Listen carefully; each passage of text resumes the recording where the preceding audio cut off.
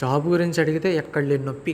Job తెచ్చుకోవడం చేత కాదు కానీ, ఇంటికి పిలిచి మరి ఎందుకు జాబ్ రాలేదో చెప్తాడంట. బీటెక్‌లో జాబ్ రాకపోవడానికి గల కారణాలేంటి? కాలేజీలో లవ్ అఫైర్స్ పెట్టుకున్నారంట. 1 ఇయర్ అటెండెన్స్ లేక డీటెయిన్ అయ్యావంట. చిన్నప్పటి నుండి చదివించిన మీ అమ్మా నాన్నకి ఏం సమాధానం చెప్తారు? ఒక్క 10 నిమిషాలు మీరందరూ ఓపిక్గా వింటే అసలు నా బీటెక్ లైఫ్లో ఏం జరిగిందో చెప్తాను. నాలాగా ఉన్న ఎంతోమంది గురించి చెప్తాను.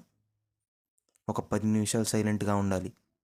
4 సంవత్సరాలు మనల్ని అడిగేవాడే లేకపోతే ఏం చేయొచ్చో తెలుసా? వాటర్ తప్పితే క్వార్టర్ గురించి తెలియని మనలాంటి స్టూడెంట్స్ అందరం అలా ముందుకు బానిస అవ్వచ్చు. కోవిడ్ తర్వాత సరైన కలెక్షన్స్ రాక ఇబ్బంది పడుతున్న మన టీఎఫ్ఐకి పూర్వ వైభవాన్ని అలా తిరిగి తేవచ్చు.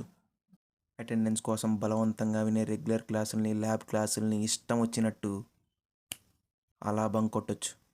అమ్మాయిలు అబ్బాయిలు అని తేడా లేకుండా అందరం లవరు బెస్టీ అని ఇష్టం వచ్చినట్టు రిలేషన్లు పెట్టుకొని అద్దు అదుపు లేకుండా ఎదవ పనులు చేసే బలిసిన విద్యార్థుల్లాగా, సారీ, బలిసి కొట్టుకుంటున్న వెతవల్లాగా ఎంత దర్జాగా బతకొచ్చో తెలుసా? అలా ఒక్కసారి ప్రేమలో పడగానే వారు పరువుగల కుటుంబాలకు చెందిన వారిని మర్చిపోయి ఒళ్ళుపై తెలియకుండా తప్పులు చేసే ఎంతోమందిని చూడొచ్చు.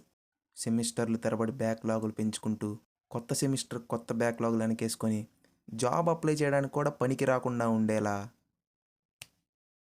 అలా చేయొచ్చు.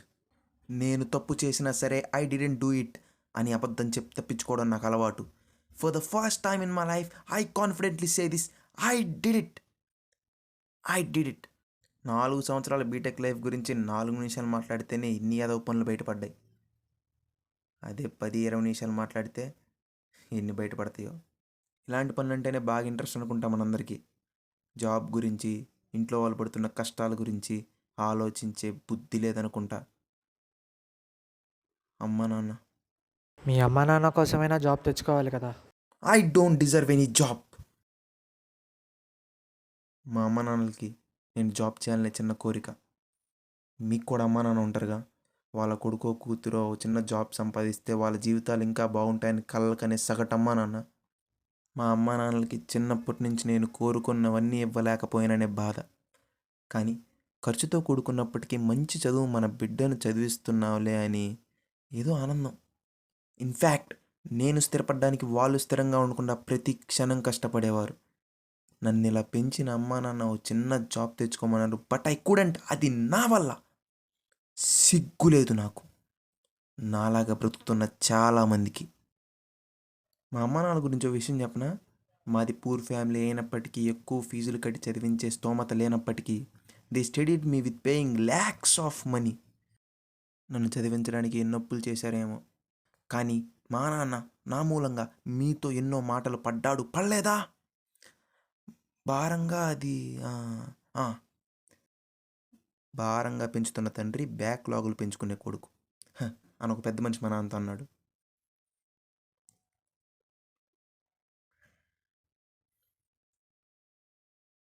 మీకు కొడుకున్నాడో లేదో తెలియదు అంకుల్. ఒకవేళ వాడు కూడా పెద్ద బీటెక్లో చేరి 4 బ్యాక్లాగులు వెనకేసుకుంటే వాడి మీద కూడా ఇలాంటి సుర్రు మనిపించే సెటైర్ వేయగలరా అంకుల్? ఇలా యూత్ను డీమోటివేట్ చేసే మాటలు మాట్లాడితే మీ మాటల ప్రభావం వల్ల రేపు వాళ్ళు ఎంచుకున్న రంగాల్లో సరిగ్గా రాణించలేకపోతే అది వాళ్ళ ఎదుగుదలకు మంచిది కాదు. నాలాగా ఈ 4 సంవత్సరాల్లో క్రికెట్, అమ్మాయిలు, క్లాస్ బంకుల మీద మీరు చూపించబోయే ఉత్సాహం, ఆరాటంలో కొంచెం మీ స్కిల్స్ డెవలప్ చేసుకోవడంలో చూపితే అలా మీరు జాబ్ తెచ్చుకోవచ్చు. లేదు నాలాగా టీఎఫ్ఐకి బానిస అవుతా, ఇండియన్ క్రికెట్ టీంకి దాసున్నవుతా, అమ్మాయిల పాలిట మన్మధున్నవుతానంటే మీరు వద్దనుకునే బ్యాక్లాగ్స్ ఎప్పుడు మీతోనే ఉంటాయి.